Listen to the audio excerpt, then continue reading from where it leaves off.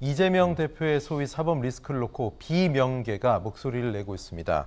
자, 지난 29일이었죠. 반성과 혁신 연속 토론회를 가졌습니다. 비명계 의원 10여 명이 모였다고 하는데 이원욱 민주당 의원, 삼선 중진이죠. 정세균계라고 분류되는 분입니다. 팬덤 정치 사당화가 돼가는 거 아니냐. 민주당 걱정이다. 자, 역시 김영배 의원은 연말을 앞두고 뭔가 큰 판이 벌어질 것 같다. 또 결단할 때가 다가오는 느낌이다. 이런 얘기도 했어요. 그리고 원래 친문계 또는 이낙연계로 분류되는 설훈 의원도 이재명 당대표 내놓는 것도 방법이다. 전방위적으로 이재명 대표에 대해서 이런 발언들을 하면서 글쎄요. 좀 비명계 세력화를 꿈꾸고 있습니다. 이번 토론회가 어떤 의미가 있다고 보십니까? 이종훈 평론가님. 네. 이제 잠수함들이 서서히 떠오르기 시작했다. 잠망경 돌리다가 네. 예. 지난번에 이제 말씀드렸잖아요. 예. 최근에 보니까 이 더불어민주당 의원들이 다 잠수함이 된 것 같다. 네. 예, 다 잠수한 상태에서 그냥 잠망경만 올리고 상황만 이제 관측을 하다가 예. 이제 서서히 이제 그 모습을 드러내고 그리고 약하지만 공격을 하기 이제 시작을 한 겁니다. 네. 이제 공격의 강도는 이제 갈수록 점점 더 거세지겠죠. 예. 지금은 어떻게 보면 뭐 그냥 탐색전 단계라고 지금 봐야 됩니다. 네. 뭐 공격을 하겠다라고 나서는 측은 여러 개파라고 봐야 되겠죠. 이낙연계도 있고 네. 정세균계도 있고 또 기존에 이제 친노친문계 핵심 일부도 아마 이제 본격적으로 나설 가능성이 이제 높지 않나 이렇게 생각이 들고요. 네.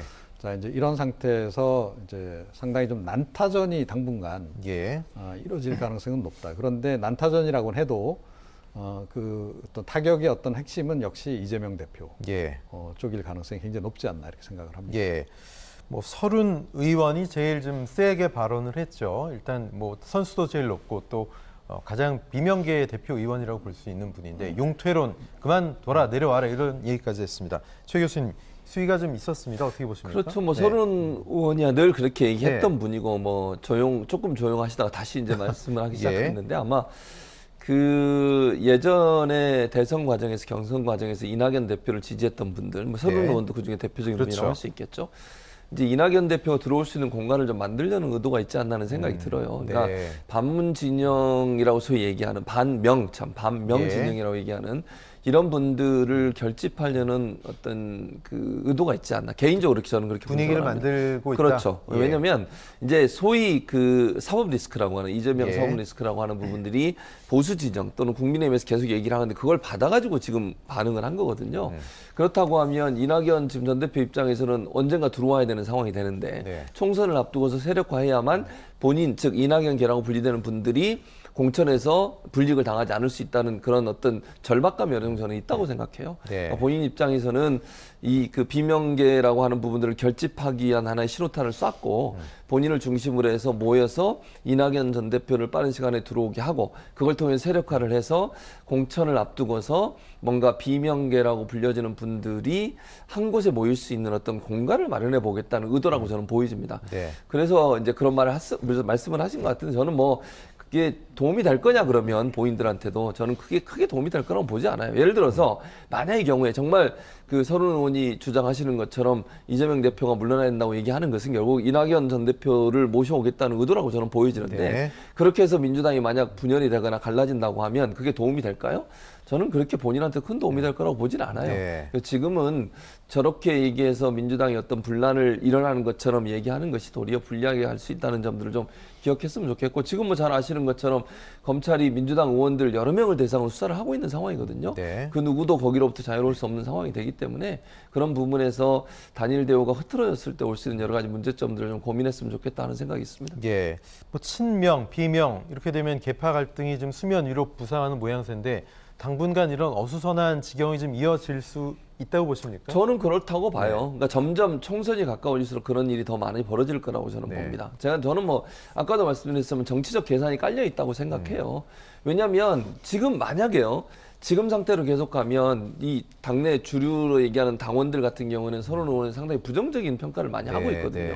물론 뭐 공천은 시스템으로 하는 거니까 어떤 사람이 어떻게 되고 이런 부분을 단정적으로 얘기할 수 없는 상황이겠지만 그럼에도 불구하고 많은 부분 지지를 얻기가 어려운 상황이 된다는 거죠. 그랬을 때 본인의 정치 생명을 생각한다고 하면 지금의 구도로 계속 가는 것은 본인한테 불리하게 작용할 거라고 판단했을 거고 그런 상황이라고 하면 뭔가 다른 모색을 할 수밖에 없는 구도였다. 그러면 결국 이런 문제를 계속 강조를 하면서 본인이 다음 총선에서도 뭔가 정치적으로 제기하고 또 계속 국회의원직을 유지할 수 있도록 하는 방안들을 고민하는 과정에 이런 부분들은 더 목소리를 키울 가능성이 있다고 보여집니다. 네, 어쨌든 자신을 겨냥한 검찰의 수사의 압박이 거세지고 있습니다.